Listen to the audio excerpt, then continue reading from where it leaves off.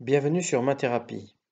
Dans le cadre du chapitre relatif à la statistique à deux variables, nous allons maintenant étudier la méthode des moyennes discontinues, dite méthode de Mayer.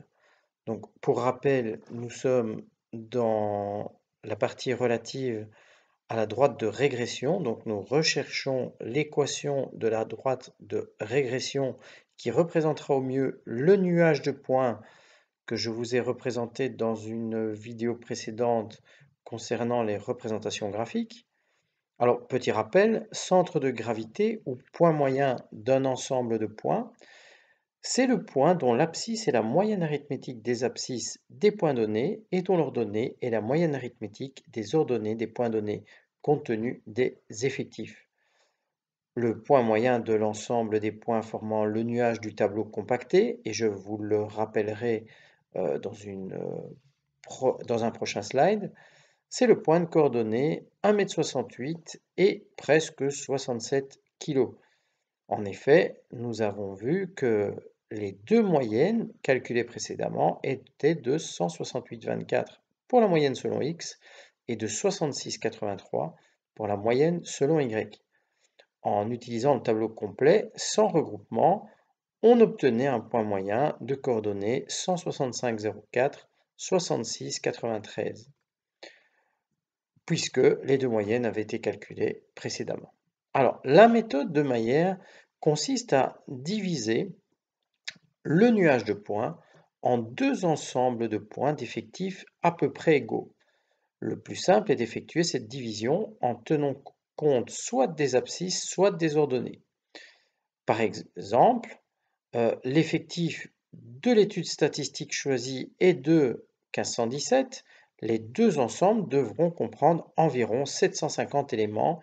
On pourra alors procéder de l'une des deux manières suivantes. Donc, soit une découpe selon X. Donc, par exemple, on range les élèves suivant leur taille et on essaye de faire deux groupes, les petits d'un côté et les grands de l'autre, en essayant de placer le même nombre d'élèves des deux côtés.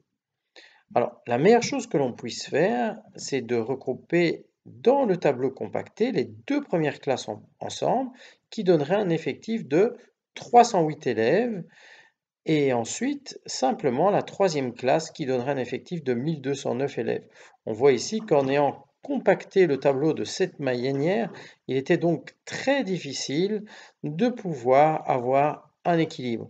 En essayant de classer les élèves selon leur poids, et en regroupant les deux premières classes, on obtient quelque chose d'un peu meilleur avec un effectif de 993, donc 993, et puis pour les deux ensembles restants, un effectif de 524. Donc voici le tableau compacté. Pour rappel, la meilleure découpe se fait sans conteste selon le poids. Donc on va pouvoir regrouper les deux premières classes qui constituent par exemple les élèves qui pèsent 51 et 63 kg. Donc, ça nous fera un groupe qui comportera 993, donc 993 élèves, et puis un groupe de 75 et 89 kg, qui sont les élèves les plus lourds. On aura constitué un groupe de 524 élèves. Les deux groupes ensemble reforment le tableau statistique de 1517 élèves. Alors, la méthode de Mayer consiste à, dans un premier temps, rechercher les centres de gravité de chacun des ensembles. Donc, on va faire le calcul selon x et selon y, sachant très bien que la meilleure droite sera donnée, comme on vient de le voir, selon le poids, donc selon y. Rechercher les centres de gravité consiste simplement pour chacun des deux ensembles, recalculer la moyenne de taille et de poids.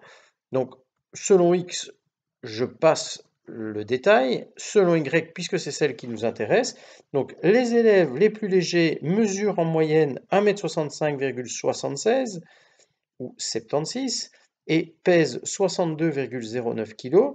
Et le deuxième groupe d'élèves, donc les plus lourds, eux mesurent en moyenne 1,72 m ou 1,72 m et pèsent 75,8, donc 75,8 kg. Il ne reste plus maintenant qu'à écrire l'équation de la droite joignant les deux centres de gravité.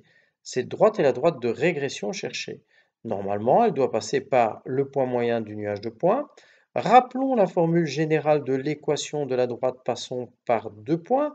Donc si on a deux points de coordonnées x1, y1 et x2, y2, il convient de rechercher la pente de cette droite qui est donnée par le taux d'accroissement selon y, y2 moins y1, sur l'accroissement selon x, x2 moins x1, et rechercher l'ordonnée à l'origine P que l'on peut obtenir en utilisant l'équation de la droite avec le premier point x1, y1, et donc on obtient P égale y1 moins mx1, ou en utilisant le second point y2 moins mx2.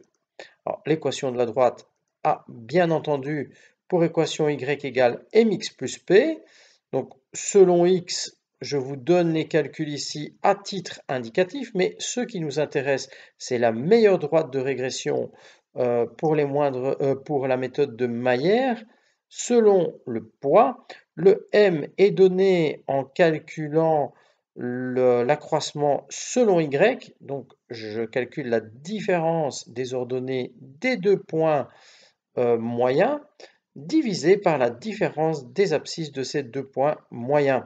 L'ordonnée à l'origine, j'ai choisi un des deux points pour la calculer.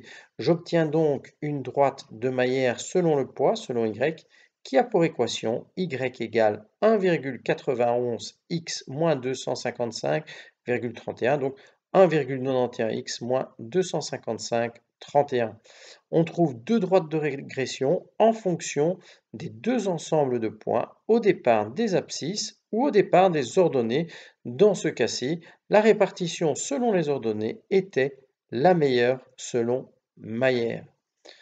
En utilisant le tableau complet sans regroupement, on se rend compte à ce moment-là qu'il est beaucoup plus aisé de diviser le nuage en deux ensembles de points d'effectifs à peu près égaux. On va donc procéder de la même manière que précédemment.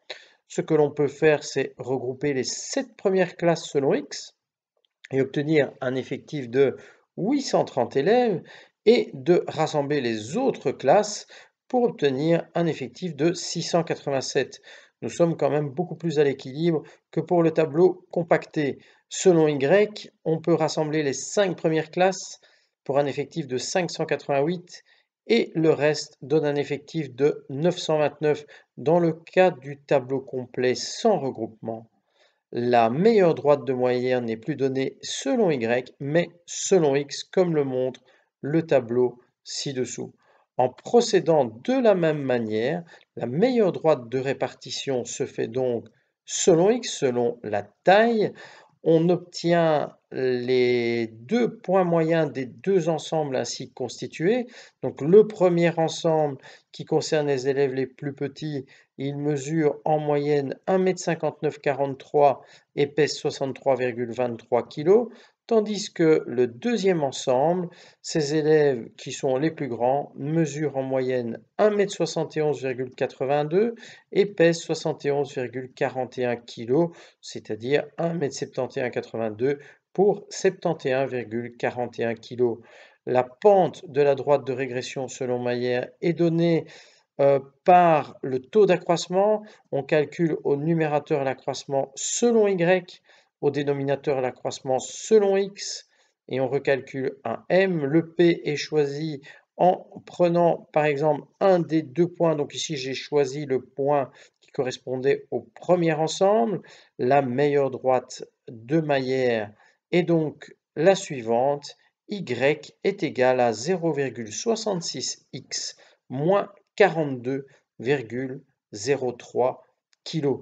Voilà, j'espère que j'ai été clair. Vous retrouverez le placement de cette droite de Mayer selon X dans le cas du tableau complet ou selon Y dans le cas du tableau compacté dans la partie terminale de ces vidéos, celle qui concerne les discussions et les conclusions de cette étude statistique à deux variables. À bientôt sur Mathérapie. Au revoir.